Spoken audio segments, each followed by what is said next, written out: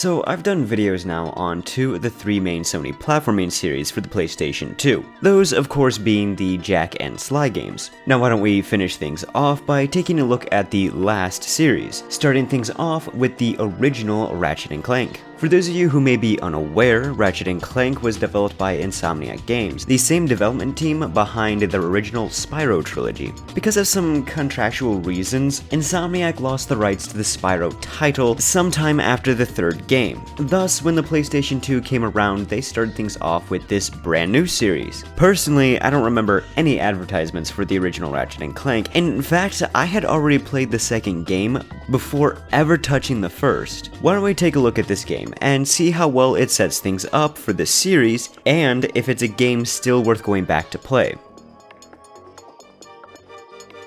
Here's the basic setup to the story. Events begin in motion when a warbot factory malfunctions and ends up creating a super small robot. This small little guy sees a video that worries him, so he immediately leaves the factory and ends up crashing on a distant planet called Veldin. On Veldin, our tiny robotic buddy meets this furry creature named Ratchet, who is working on his spaceship. Ratchet agrees to help the strange little robot just to get off his planet, and he named his new acquaintance Clank. It turns out that an evil alien known as Chairman Drek is trying to build a new planet for his people since their previous planet became uninhabitable due to pollution and overpopulation, which sounds like a noble cause. However, the way Chairman Drek wants to go about making his new planet is by taking pieces and resources from other planets that would cause them to decay. So most of the journey involves our duo traveling from planet to planet, assisting those who are being affected by Drek's actions, while trying to stop Drek himself. I should note though that the game has a huge satirical tone where most of the people you meet will only aid Ratchet and Clank if they first get paid or receive some type of benefit. This is where a lot of the game's humor comes from, and I found it to be very entertaining as a lot of the NPCs you meet have plenty of personality. Speaking of which, our 2 main leads work rather well together. Sure, Ratchet can come off as a bit too harsh towards Clank, but I think his attitude is still fitting enough for the game's tone, and it makes things much more satisfying when him and Clank finally form a true bond at the end. The story is simple and easy to follow, accompanied with charming characters and an interesting world, which all help contribute to me having a very enjoyable time from beginning to end. Alright, so Ratchet and Clank is an action platformer with some third-person shooter elements. You will play as Ratchet, who starts off with some very basic actions like being able to double jump, use his weapons, and attack enemies with his, well, Ratchet. Thanks to how this game progresses, Ratchet's abilities and moves will be expanded upon, or even improved. You see, levels are broken up between different planets that can be traveled to, with each planet being a slightly open area that will split off into 2 or 3 paths for Ratchet to navigate, and reach a destination marked on the map. I should say the map system in this game is great. It gives you a good idea of what the level looks like, where your next destination is, and marks where you've explored so far. All these planets have a nice combination of well-placed platforming mixed with some action gunplay. Admittedly, using guns is slightly clunky. I mean, yeah, they do kinda lock onto enemies, but there really isn't an effective way to strafe, so most of the time I find myself standing a distance away from the enemy, shooting at them in the first person to get better aim. To make up for this, you get a very good variety of weapons to play around with, each of them being very effective in different situations. Like the flamethrower is good against mobs of small enemies, the rocket launcher is perfect to use against larger enemies, and a decoy, which is a good way to distract an area with a lot of long-ranged enemies. Plus, there are some very fun weapons like the Walloper, Agents of Doom, and of course, the Rhino. Things never get too complicated, but you still need to think some things through, especially since you aren't given a whole lot of bolts in this game to buy new weapons. Since we're on the topic of buying things, you're gonna need to be a bit cautious with how you spend your bolts, since often you will have to pay NPCs for their service to progress through the game. In the levels, you can find these vendors where you can buy new weapons and restock your ammo for your current weapons. This can be a little tedious though, since you have to choose each individual weapon to restock them. Besides weapons, Ratchet will also gain gadgets. These are special tools Ratchet will receive throughout his journey that are meant to help get him past certain obstacles, like one that unlocks certain doors via a minigame, and a gadget that can change the water levels in an area. And my personal favorite,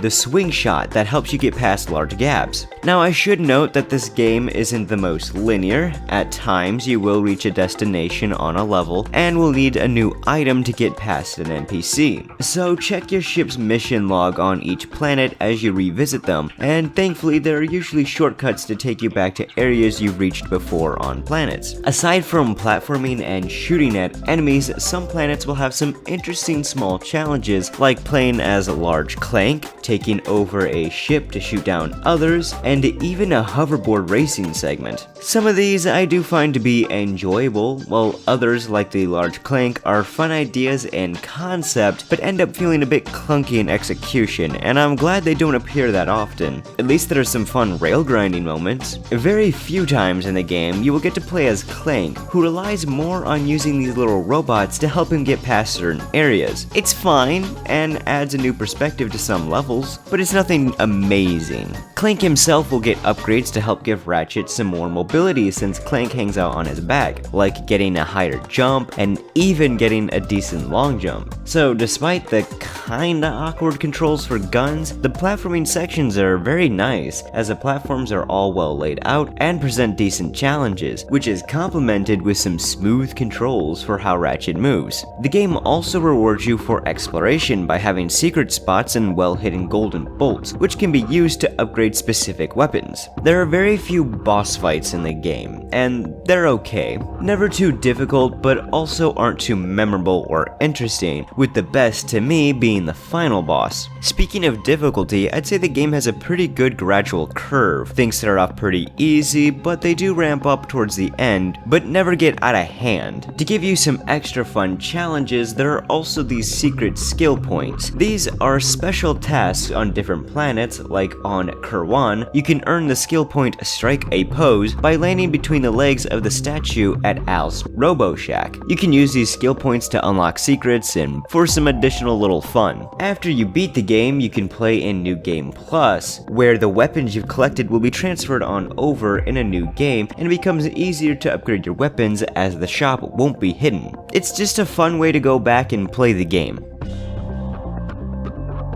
One thing I think that stands out the most about the original PlayStation 2 Ratchet and Clank games as a whole would be their visual design. Yeah, it has a more cartoon-like style, but in this game, thanks to the weapons you find and even the menu screens, there's also a bit of this feeling of things being very mechanical. Personally, I like this a lot, and what I love most would be the attention to detail. Each of the planets have a good use of colors, and the environments really help pull you more into each of the worlds. Whether it be some wildlife, flying cars in a city, or stars and asteroids seen in the distance when in space. Character models are great. They too are well detailed, but stand out best with how well they are animated. Characters have nice fluid motions that help make everyone feel more alive. One of the most unique aspects of the game would be its soundtrack. While Ratchet and Clank is a colorful platformer, the music comes off as more otherworldly and even digital at times, which to me fits the game perfectly. A few tracks do remind me a bit of some songs from the Spyro games, but again, I love the strange alien-like tunes. Songs I would recommend giving a listen to would be Metropolis, Oroxion, Iridia Outpost 11, and Idora Logging Site. I don't know if I pronounced all those correctly.